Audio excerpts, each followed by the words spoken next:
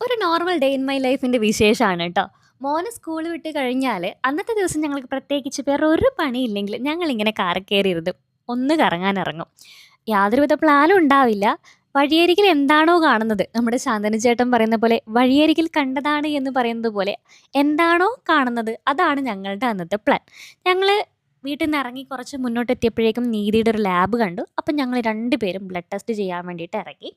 വർഷത്തിലൊരു 2 തവണയെങ്കിലും ഞങ്ങൾ 2 പേരും ഇങ്ങനെ ബ്ലഡ് ടെസ്റ്റ് ചെയ്യാറുണ്ട്. നോർമലായിട്ടുള്ള ലിവർ ടെസ്റ്റ്, KFT, അതേപോലെ തന്നെ കാൽഷ്യം, വൈറ്റമിൻ അങ്ങനെയുള്ള ടെസ്റ്റുകളൊക്കെ ചെയ്യും.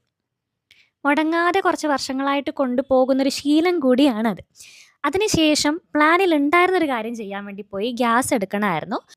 ഗ്യാസ് എടുത്ത് വരുന്ന സമയത്താണ് ഞാൻ ഈ കാര്യം ശ്രദ്ധിച്ചത്. ഇങ്ങനെ വളഞ്ഞു കുത്തി വളരുന്നൊരു പപ്പായ ഞാൻ ആദ്യമായിട്ടാണ് കേട്ടോ കണ്ടത്.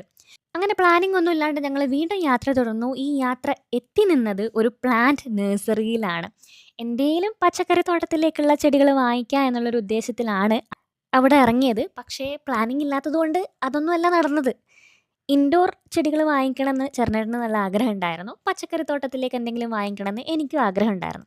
അങ്ങനെ ചൈന ഡോളും കുറ്റിക്കുരുമുളകും വെണ്ടത്തൈകളും ഒക്കെ വാങ്ങിയിട്ട് ഞങ്ങൾക്ക് എന്തിൻ്റെ കേടാണ് എന്ന് പരസ്പരം ഞങ്ങൾ കുറച്ച് നേരം ആലോചിച്ച് നിൽക്കും. എപ്പോഴുള്ള കാര്യം തന്നെയാണ്.